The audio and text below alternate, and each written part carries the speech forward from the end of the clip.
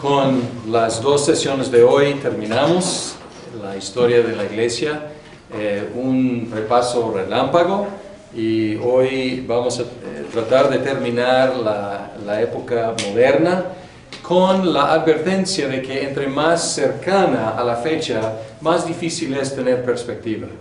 Porque si estamos hablando del día de ayer o el año pasado, pues realmente no tenemos perspectiva. Vamos a dejar esa tarea para nuestros descendientes que evalúen nuestra época. Entonces vamos a acercarnos pues un poco, vamos a tratar de terminar el siglo XVIII, también cubrir XIX y hablar un poco del XX. 21, pues realmente es demasiado cercano.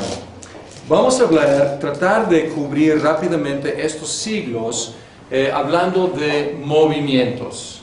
Grandes movimientos en estos tres siglos. Ya empezamos hace 8 días el siglo XVIII, entonces seguimos en el siglo XVIII con un movimiento que fue una revolución, pero la revolución industrial, que empezó en Inglaterra y luego en el siglo XIX se contagió en todo lo que era Europa y las colonias, sobre todo de Norteamérica. Pero la revolución industrial causó un gran crecimiento de las ciudades. Entonces hubo una urbanización impresionante a causa de la revolución industrial. Y además, muchos problemas sociales que antes realmente no habían existido, por lo menos en la escala en que empezaban a existir. Los problemas que para nosotros son pan diario, o sea, son la noticia de cada noche, pero empezaron en una escala grande por la revolución industrial y la urbanización. La condición de vida, la vida de millares de trabajadores eran terribles, y las iglesias respondieron con caridad y promovieron cambios sociales para mejorar estas situaciones. Entonces, en el siglo XVIII, la respuesta fue la respuesta de la iglesia. Vamos a ver que esto cambió en el siglo XIX, pero la iglesia fue la que respondió para ayudar. Otro movimiento, el movimiento moravo. Hemos escuchado o hablamos del pietismo, y el movimiento moravo nació del pietismo. El pietismo fue un movimiento de avivamiento en la iglesia luterana y fue dirigido por el conde Zinzendorf. Conde Zinzendorf, obviamente siendo conde era de la nobleza, tenía su título, y él invitó a muchos protestantes desterrados a establecerse en Sajonia, en su terreno. Y él formó lo que se llamaba la Fraternidad Renovada. Obviamente la mentalidad era, la iglesia está un poco fría, decaída, y nosotros somos una comunidad de cristianos luteranos renovados. No quería formar otra denominación, no era su idea, y quedó dentro de la iglesia luterana. Sin embargo, hubo luego un desacuerdo con la iglesia y con el gobierno también, y Zinzendorf fue desterrado por más de 10 años. Se formaron formalmente como la Unidad de los Hermanos. Sin embargo, casi siempre se llaman los moravos. Y oficialmente en 1742 como la Unidad de los Hermanos. Y ellos demostraron celo misionero, enviaron muchos misioneros a muchos diferentes países, y también ellos influenciaron en la conversión de los hermanos Wesley. Y ahora esto introduce a Juan y Carlos Wesley.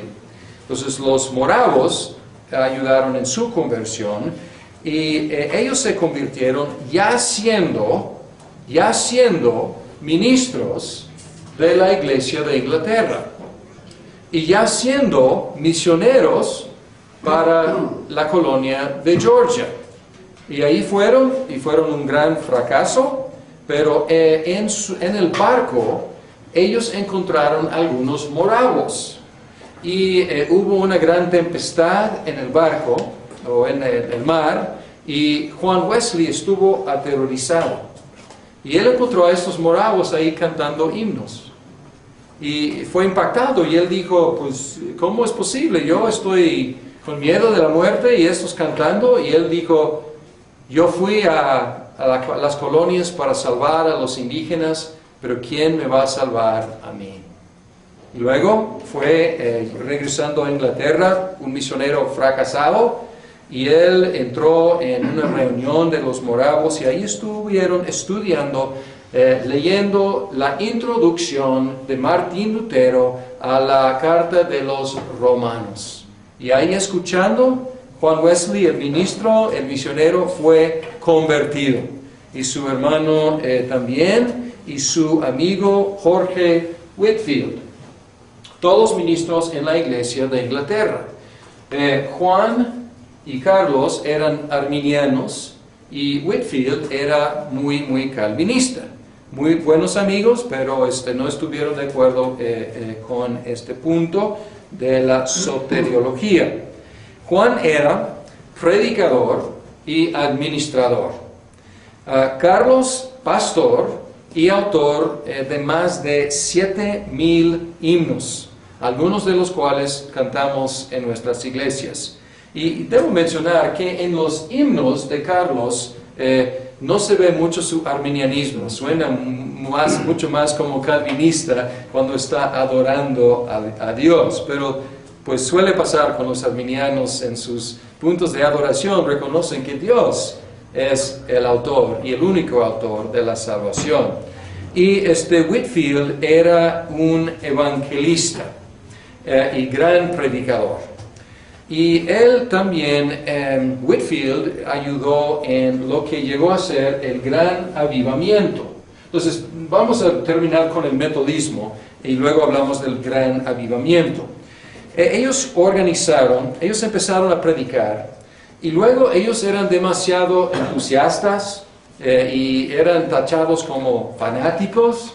Y muchas de las iglesias de Inglaterra cerraban sus puertas a Whitefield y a los Wesley. Entonces ellos, ahí con su vestimenta de la iglesia de Inglaterra, salían a predicar al aire libre a los mineros, a los campesinos, a los trabajadores.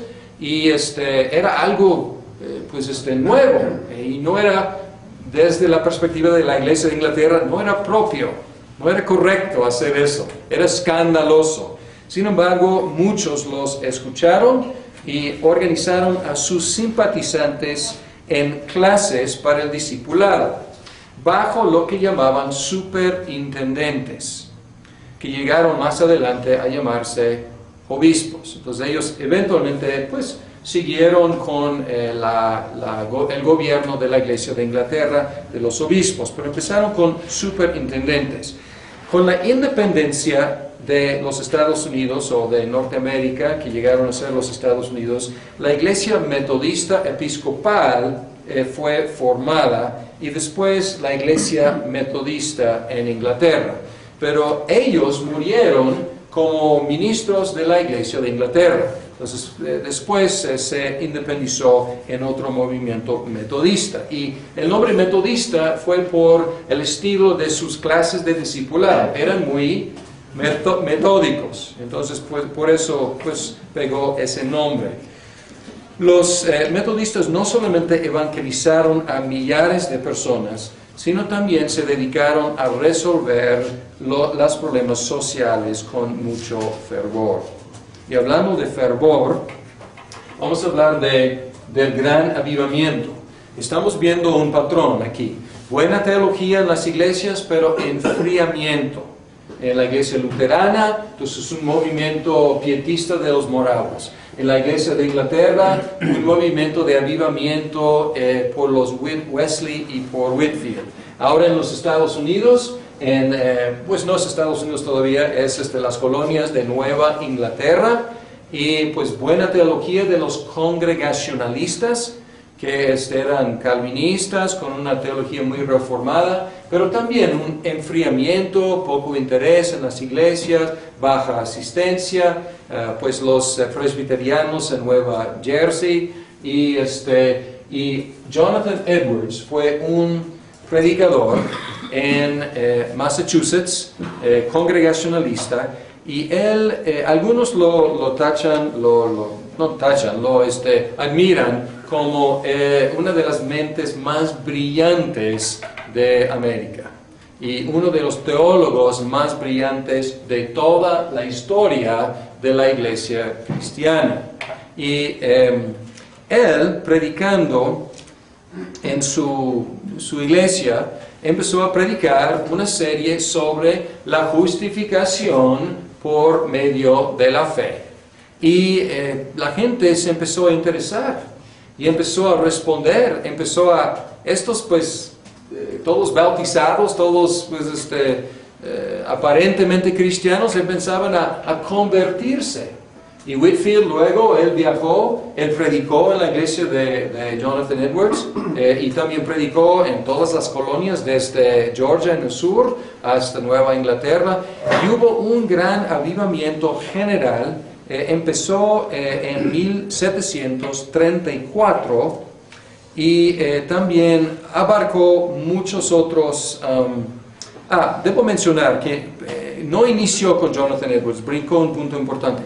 Inició en los 1720 con los holandeses reformados, Nueva York, Nueva Jersey, y también los presbiterianos. Y luego los congregacionalistas un poco después, y luego pues Whitefield ayudó, él siendo anglicano. Pues aquí tenemos ya una mezcla y un movimiento que está cruzando denominaciones. Y mucha gente empezó a mostrar evidencia de una conversión genuina y fruto de la fe. Y el movimiento del Espíritu contagió a todas las denominaciones.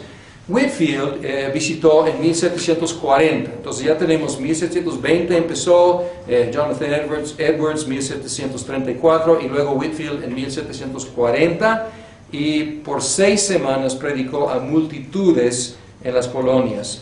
Y él era bajito, él era delgado, pero tenía una vocesota que podría alcanzar y al aire libre miles de personas, impresionante. Y era muy dramático en sus predicaciones y pues tenemos, ya no podemos escucharlo desgraciadamente, pero en tenemos escritos algunos de sus sermones, y un evangelista por excelencia. Ahora, el avivamiento hizo algo curioso. Unió cristianos entre las diferentes denominaciones, pero dividió las denominaciones. ¿Por qué?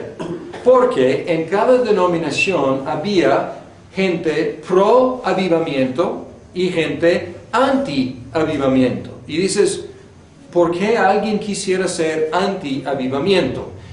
Por los abusos, por los excesos, por el entusiasmo a veces desmedido, y algunos estaban un poco cautelosos diciendo, ¿esto es del Espíritu? ¿O esto es simplemente algo, diríamos nosotros, sociológico?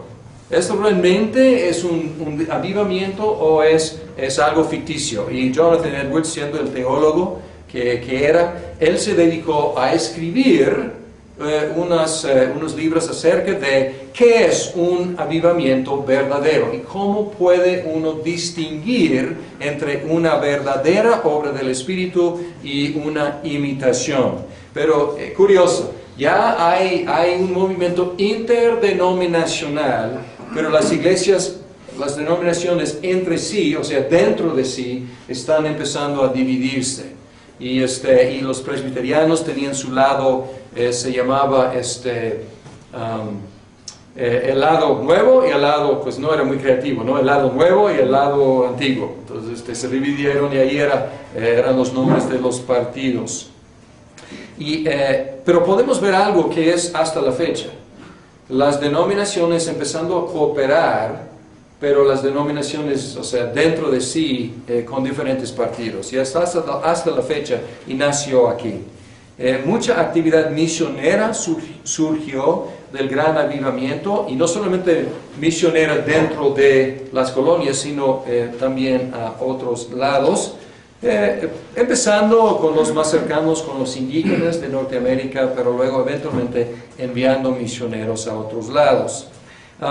El enfoque estaba menos en las iglesias y más en las organizaciones paraeclesiásticas.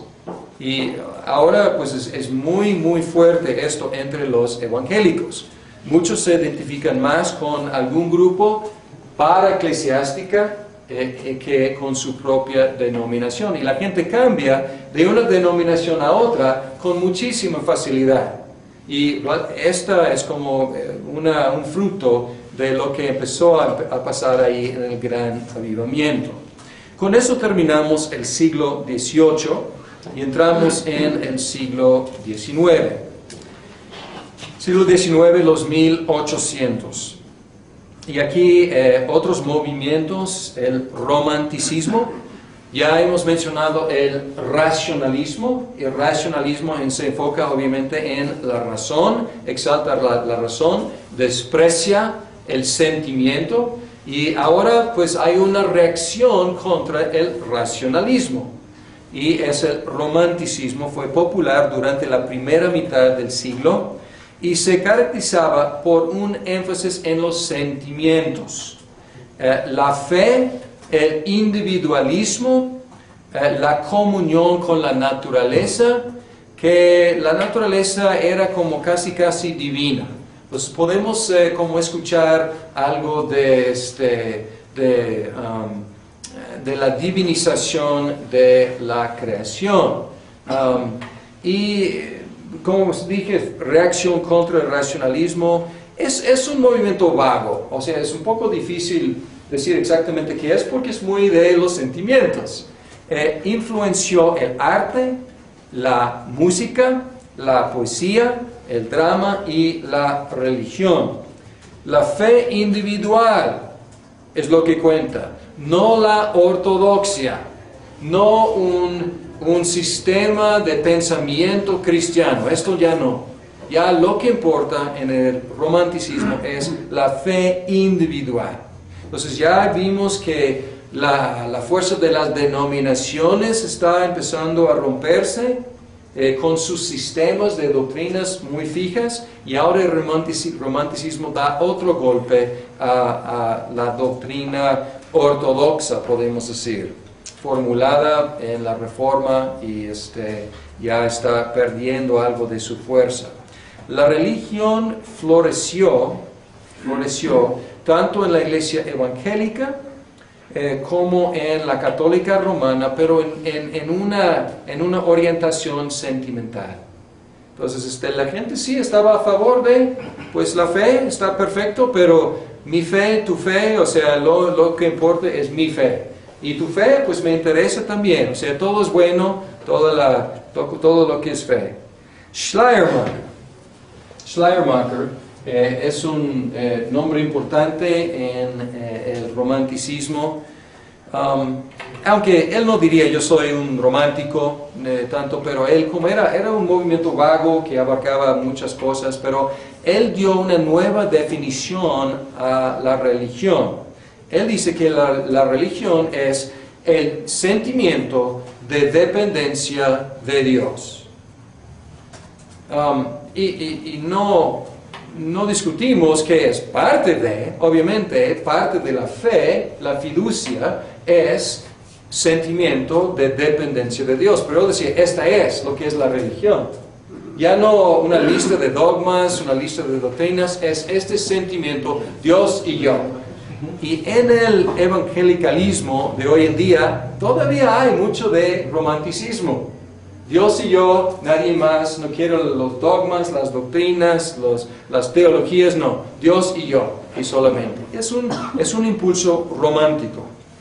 Otro movimiento, la escuela dominical, que para nosotros es algo muy conocida.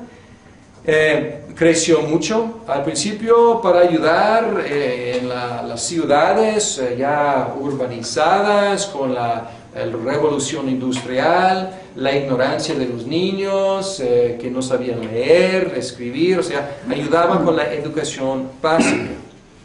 La abolición de la esclavitud también en los 1800. Se logró primero en Inglaterra y luego pues en otras partes. En algunas partes pacíficamente, en otras partes con violencia. Muchas sociedades bíblicas, hasta la fecha, si tú abres una Biblia, probablemente vas a encontrar ahí Sociedad Bíblica Unida, Sociedad Bíblica de tal lado, de Inglaterra o de algún lado, pues empezaron a nacer en ese siglo. El movimiento moderno de misiones protestantes floreció, enviando misioneros principalmente a África y a Asia. Ya notamos que los católicos romanos estaban muy adelantados. Ya habían ido al Oriente Lejano con Francisco Javier. Los protestantes se habían enfocado en evangelizar a los católicos romanos en Europa. Y luego los reformados evangelizar a los luteranos. Y luego los anabaptistas pues evangelizar a los semi-reformados. Entonces no habían abierto sus ojos todavía al mundo. Inició con Guillermo Carri. ¿Dónde está? Guillermo Carri. Que él trabajaba en sus fechas, 1761 a 1834. Él reparaba zapatos y él era parte de una iglesia muy calvinista y él sintió la necesidad de ir a los paganos y él mencionó a los ancianos que pues él tenía esa inquietud y la respuesta de uno de ellos fue: joven, siéntate. Dios salvará a los paganos cuando Él quiera y no te necesita. Entonces esto es un tipo de abuso o una perversión de la doctrina de la predestinación, porque como hemos estudiado sobre todo en el otro curso de credos y confesiones, Dios, Él ordena el fin, la salvación de los elegidos, y Él ordena los medios. Y el medio es el misionero que predica el Evangelio. Esto a veces se llama hipercalvinismo, cuando no nos enfocamos en los medios, pero fue la reacción principal, pero después él pudo ir y fue a la India en el año 1793 bajo la Sociedad Misionera Bautista. Muchas otras misiones denominacionales e interdenominacionales. De hecho, debo mencionar que era una eminencia. Él tradujo la Biblia y él escribió una gramática de algunos de los idiomas que él encontró allá en el subcontinente. Entonces, una eminencia, Guillermo Carri. Muchas otras misiones denominacionales e interdenominacionales, o sea, esto es algo nuevo, comenzaron en Gran Bretaña y otros países de Europa occidental. Latinoamérica no era considerada como campo misionero en esa época. Nadie enviaba misioneros a Latinoamérica. Y esto es un poco curioso, porque para los protestantes, los católicos romanos todavía necesitan escuchar y recibir la fe reformada. Pero a lo mejor fue cuestión de prioridad. O sea, los católicos romanos obviamente mucho más cercanos, compartiendo lo básico de la fe cristiana, y los paganos en África y en India, en Asia, pues ellos están lejísimos, vamos primero con ellos. La revolución industrial que había empezado en Inglaterra ya llega al continente y también pues a América. Las ciudades crecieron y ahora la vida, y esto es algo por primera vez en la historia, la vida ya no se regulaba por las estaciones del año, por la salida y el ocaso del sol. Pues ya la fábrica está empezando a regular el ritmo de la vida, y es algo nuevo en la historia del mundo. Las nuevas invenciones se multiplicaron, pero la vida del trabajador era muy difícil, y ahora nacieron los sindicatos y los programas del gobierno. ¿Se acuerdan que en Inglaterra quiénes respondieron primero para ayudar? Los cristianos, las iglesias. Ahora, este acto o este movimiento de misericordia ya no es eclesiástico, ya es del gobierno y de los sindicatos. Entonces ya ellos se encargaron pues, el ministerio, podemos decir, de caridad y de ayudar con problemas sociales. Otra cosa que pasó es el domingo, el día del descanso, se convirtió más y más en día de diversión, cosa que tenemos hasta la fecha. O sea, el día, pues muchos se encuentran difícil asistir a la iglesia porque es día para pues todos los partidos y los juegos, etc. El materialismo invadió porque ya hay trabajadores, muchos trabajadores, no podemos ir ganando bien, pero ganando, y ellos están fabricando muchos productos, invenciones, ya hay más y más cosas, hay más y más productos para consumir, y pues entonces el consumismo empezó, el materialismo, hablando de un afán por amontonar cosas producidas por las grandes fábricas. Y la sociedad se tornó más y más secularizada, porque está enfocada ya no en el espíritu, está enfocada más y más en las cosas, los productos de la industrialización. Y unas explicaciones empezaron a ganar mucho favor. Y podemos decir, y me da pena tratar de como abarcar tanto con tan pocas palabras, pero explicaciones de desarrollo orgánico. Otra palabra que podríamos utilizar es evolución.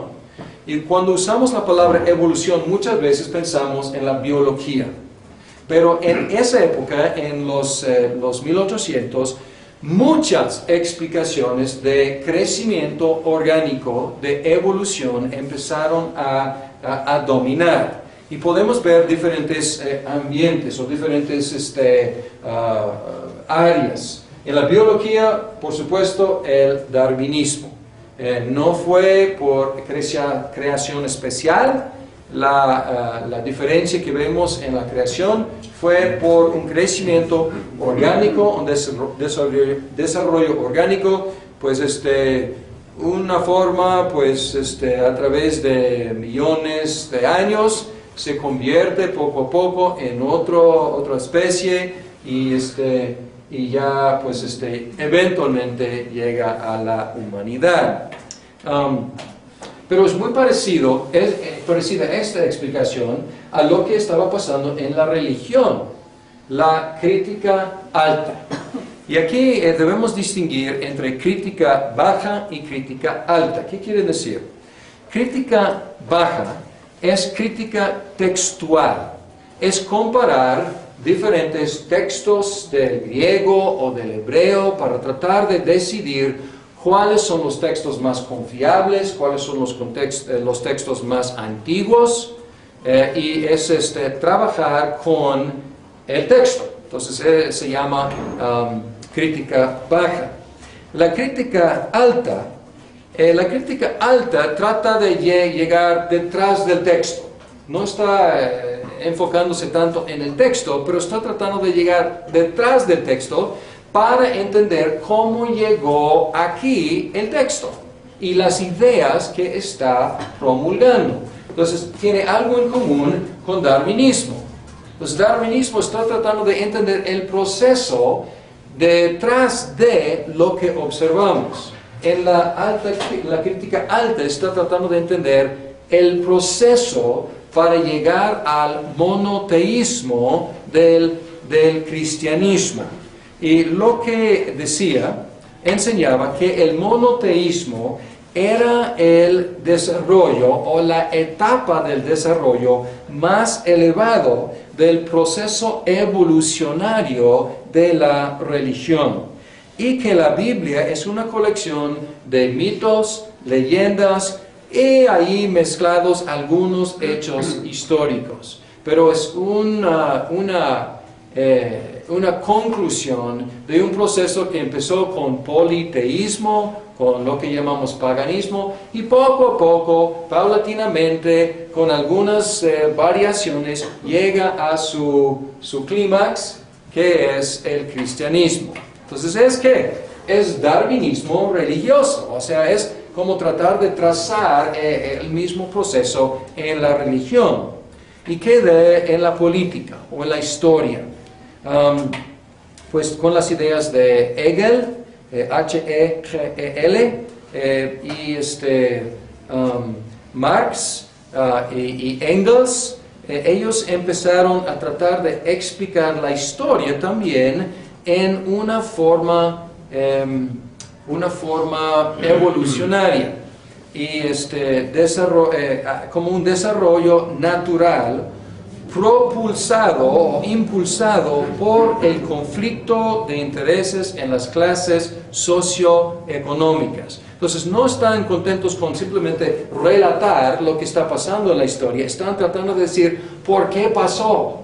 Y pasó por conflicto entre los que tienen y los que no tienen, con los que tienen el capital y los trabajadores, y pues desarrollaron esta teoría del marxismo que eventualmente va a llegar al comunismo y el gobierno va a desaparecer, va a ser una comunidad de puros iguales y nada de propiedad privada, todos compartimos. Entonces, y ustedes saben que nunca ha llegado todavía a esa utopía en ninguno de los países comunistas. Sin embargo, espero que puedan ver aquí el afán detrás de estas explicaciones. Tienen mucho en común en cuanto a qué están tratando de hacer. Bien, ¿qué de movimientos cristianos? Porque nos interesa también lo que está pasando en el mundo y cómo reacciona la iglesia. Algunos movimientos cristianos durante este tiempo. Uno fue reacción de la Iglesia Católica Romana. En el año 1864 publicó su sílabus de errores. Y ahí trató de denunciar a algunos de estos movimientos no cristianos o hasta anticristianos. Entonces la Iglesia Católica fue firme y dijo, pues no, estas cosas son errores. Luego el Concilio Vaticano I, en el año 1870, y también el mismo estilo, muy diferente a Vaticano II. Vaticano I fue muy conservador y resistiendo los movimientos anticristianos del siglo. Algunos eruditos, voy a borrar algunos de estos nombres y empezar aquí arriba. Algunos eruditos trataron y con mucha erudición,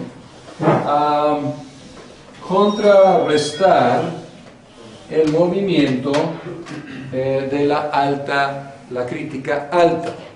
Entonces, fueron pues algunos alemanes, Engelsberg y Delitzsch,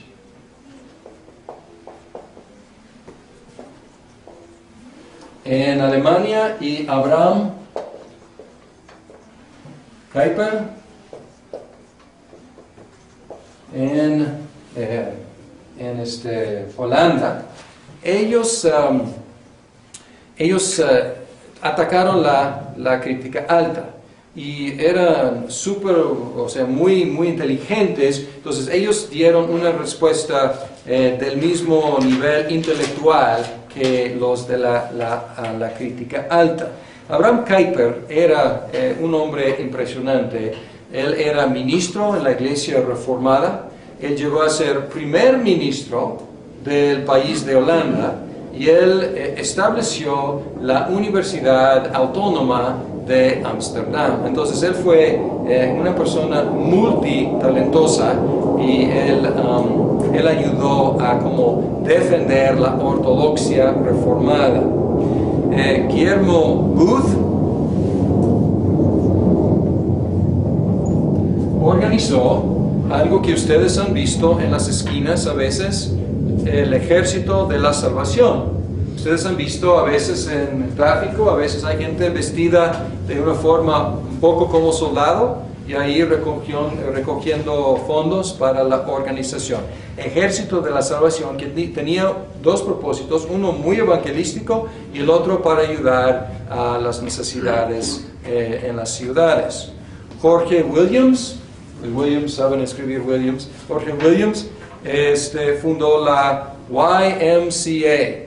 Y la YMCA, ¿qué quiere decir? Young Men's Christian Association. Entonces ya ha perdido mucho de eso. Tres de las letras realmente ya no funcionan. Ya no solamente es para los young, para los jóvenes. Ya no es solamente men, hombres, es también mujeres. Y ya no es realmente una organización cristiana. Entonces es una asociación. Pero al principio era muy enfocado en los jóvenes y era bastante evangelístico. Y otros nombres, D.L. Moody y Ira Sankey. Moody era un evangelista y Sankey era su músico. Y ellos empezaron a dirigir campañas masivas en las ciudades ya secularizadas. Entonces, escucharon aquí en la ciudad de Guadalajara esta campaña Vive lo Rojo, que rentaron el estadio de Jalisco para miles de personas. Pues gracias a D.L. Moody y Ira Sankey. O sea, ellos están haciendo lo mismo y esto empezó todo el movimiento. Y mi suegro realmente era un heredero de ese movimiento, era un evangelista, llevaba estadios, o a veces llevaban en un tráiler, llevaban un remolque, o sea, de los grandes, llevaba una tienda para cientos de personas y ahí predicaban, evangelizaban. Pero quiero que observen una cosa. Este tipo de evangelismo es extra eclesiástico. La evangelización ya no es parte de la iglesia, actividad de la iglesia, es una actividad de una asociación, como la YMCA, o como el Ejército de la Salvación, o como el ministerio de Moody. Diferente a ellos, Spurgeon, C.H. Spurgeon, él era de la misma época y él tenía comunicación con Moody. Él era pastor y él hacía su evangelización, su obra de caridad. Sí, él tenía un orfanatorio, él tenía en Londres un inglés, un bautista, una iglesia de más de 6,000 personas. Y podemos imaginar, o sea, para nosotros una iglesia de 6,000 personas es bastante grande. Pero o sea, hoy en día hay mega iglesias de 6, de 10, de 20. Pero imagínense, en los 1800, una iglesia de 6,000 personas era cosa extraordinaria. Y él tenía colegio para ministros, orfanatorio, una revista y muchos otros ministerios en Londres. Entonces, diferente Spurgeon que como Moody, él hacía su trabajo como pastor dentro del contexto de la iglesia. Vamos a hablar un poco ahora de Latinoamérica. Espero que en el curso sobre la historia de la iglesia presbiteriana en México podamos tocar esto con más detalle, pero vamos a hablar un poco de cómo las ideas protestantes empezaban a llegar en los 1800 a Latinoamérica. Las ideas de la Revolución Francesa por fin penetraron a Latinoamérica en el siglo XIX. Y a pesar de los esfuerzos en contra por parte de la Inquisición, o sea, no era algo que era muy bienvenida, la idea revolucionaria, pero pues llegó. La idea de la libertad religiosa empezó a considerarse y los países ganaron libertad política de España. Pues ustedes saben que en muchos países, incluyendo a México, en los 1800, ganaron su independencia de España o de Portugal. Bien, el Papa tuvo que romper con el Real Patronato. El Real Patronato daba autoridad a los reyes de España. Tuvo que romper con eso y tuvo que reconocer las nuevas naciones, porque obviamente el Papa quería conservar bajo el catolicismo romano las naciones recién nacidas, recién independientes, y no quería ser simplemente el apoyador del colonizador que era España. Bien, la época colonial había dañado mucho la reputación de la Iglesia romana. Las ideas liberales, el racionalismo y el romanticismo provocaron una actitud anticlerical. Y podemos ver esto hasta la fecha aquí en México, que hay mucho fervor, mucho amor por la Iglesia Católica Romana. Al mismo tiempo, muchas veces no hay mucho respeto por el clero. Y entonces esto es como una tensión que hasta la fecha existe, pero nació en la época de la colonización y la conquista. Conquista debo decir, y luego colonización. Las nuevas naciones declaraban su lealtad con la Iglesia romana, pero el comercio las puso en contacto con naciones mayormente protestantes. Entonces el comercio empezó a abrir sus ojos a otra cosa. Se dieron cuenta de su propio retraso económico.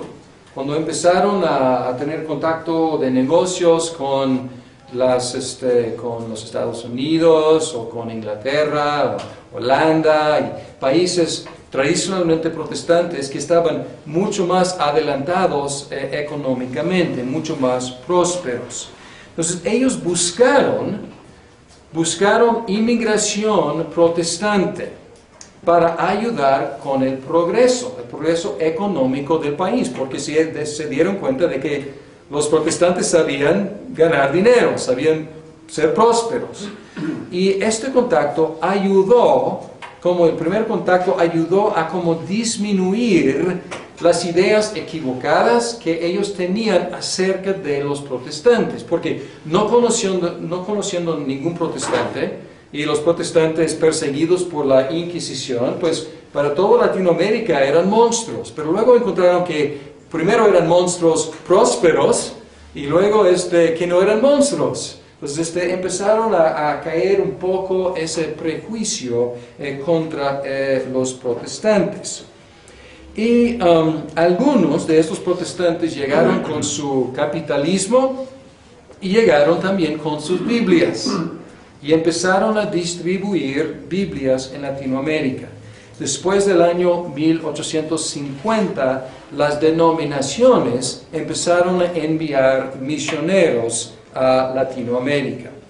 Hasta el año 1925, la obra progresaba lentamente. Entonces, 75 años de progreso muy, muy lento, por falta de misioneros y por oposición de la Iglesia romana. Y en algunos países era como ilegal, o sea, porque la iglesia estatal, la iglesia oficial, era la Iglesia Católica Romana todavía. Entonces, durante este tiempo, los pocos evangélicos que había desarrollaban una mentalidad de persecución y una mentalidad de inferioridad.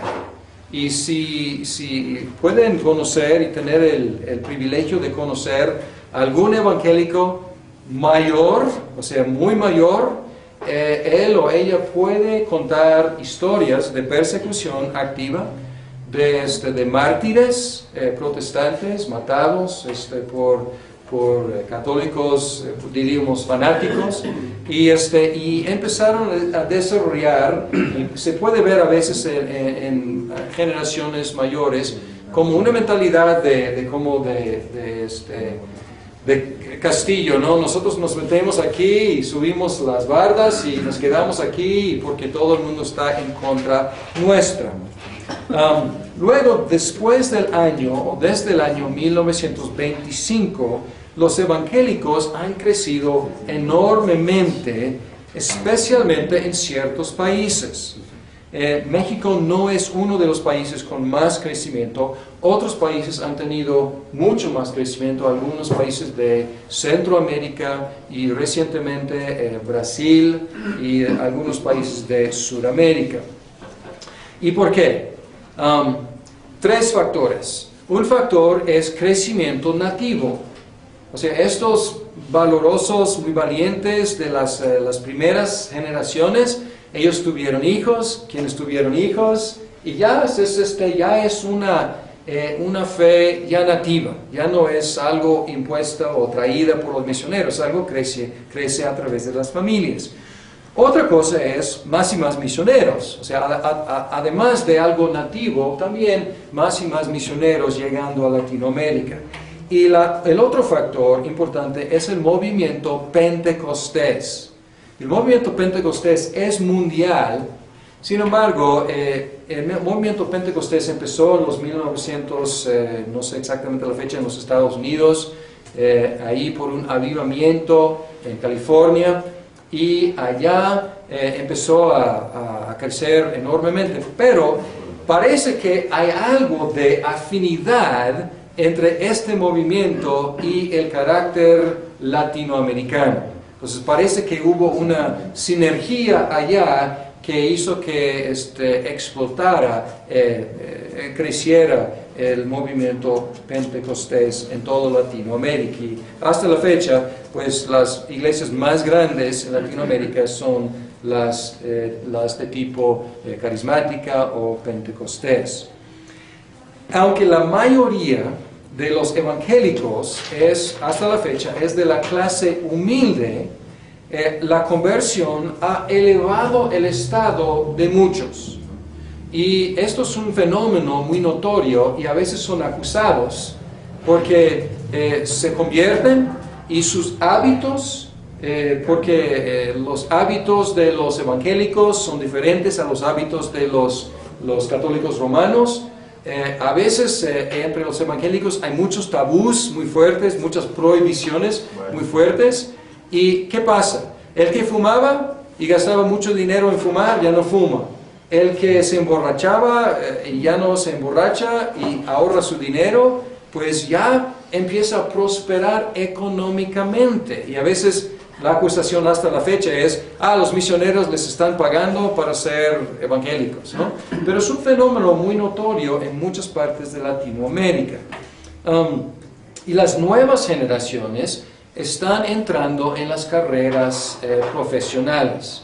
A lo mejor abuelo, y esto es general en la sociedad latinoamericana, pero entre los evangélicos es muy marcado. A lo mejor abuelo terminó la primaria, y papá a la secundaria, a la prepa, y luego la siguiente generación, pues una carrera técnica o no sé qué, y luego ya pues muchos evangélicos asistiendo a las universidades, que por un lado pues pueden tener mucha influencia en la sociedad. Por el otro lado, es un gran reto para la iglesia preparar a los jóvenes para que puedan interactuar a ese nivel en las profesiones universitarias. Vamos a descansar y luego vamos a terminar este curso con los movimientos del siglo XX.